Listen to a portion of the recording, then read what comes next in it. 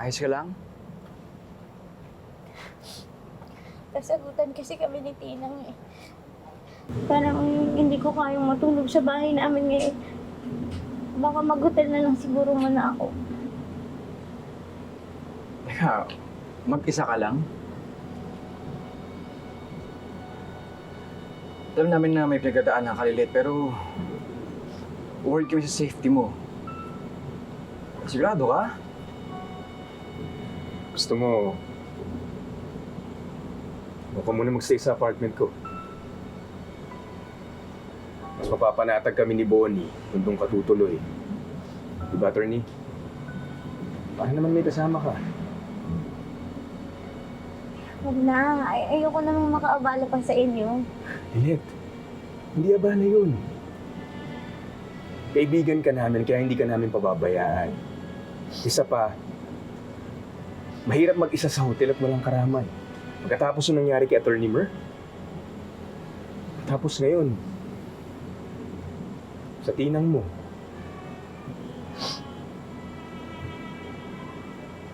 Salamat, Kurt. Salamat kami.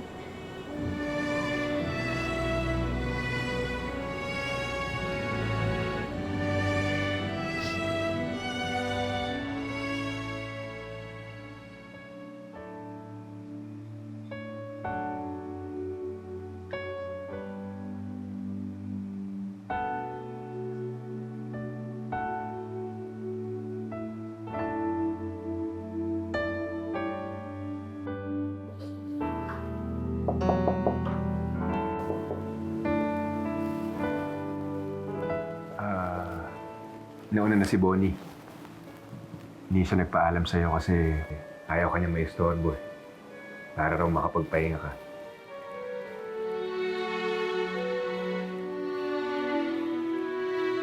Ito nga pala yung tao eh.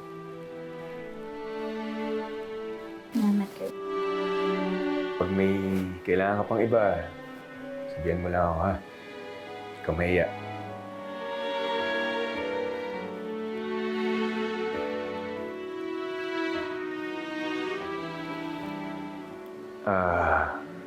Lilet. Kung gusto mo na makakausap, nandito lang ako. Thank you talaga, Kurt. Wala yun. Basta ikaw. Good night.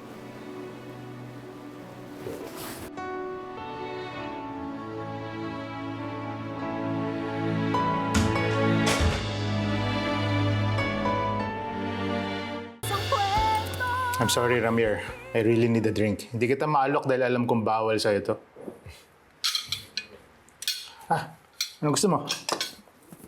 Chicken. I can't thank you enough, Evan. Not only for letting me stay here tonight, but for all your help. If it wasn't for your help, siguro hanggang ngayon nakukulong pa rin ako. Ni Patricia at kung ano nang ginagawa niya para hindi na ako maka-reach out to that. Wala yun, Ramir. Hindi kita maaaring pabayaan dahil matalik kitang kaibigan. By the way, curious lang ako. Desidido ka na ba talagang iwan ng asawa mo? Hindi mo na ba mahal si Patricia? Tell you the truth, I still love her. Kaso, sumusobra na siya. She's so obsessed para gantihan at saktan si Lilet. Pati kay Tracy, she's becoming a bad influence. That's why hindi ko na kaya. So I decided na to file for annulment. Nang sa ganyan, sana magising siya at malaman niyang it's because of her vindictiveness that drove me away. What about Lilet? Ngayon, hiwalay na kayo ni Patricia. Yayayain mo na ba siyang tumuloy sa'yo? Para makapagsimula na ulit kayo bilang isang pamilya. That's the dream. na makasama ko si Lilette at si Trixie. Mga anak ko. Pero ayoko munang ipapose yan kay Lilette. Marami siyang pinagdadaanan ngayon.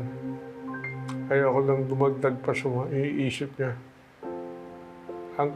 Ang gusto ko, maging tulay para sa kanila ni Meredith. Nang sa ganon, magkaayos na sila ng tunay ng ina. Hindi ka ba natutuwa? Di ba ito na matagal na hiling mo? Lumalaman, sino tunay mong biological mother? Natatakot ako na kapag nalaman mo yung totoo, magbago yung pakikitungo mo sa akin. Anak, natatakot ako na baka iwan mo ko.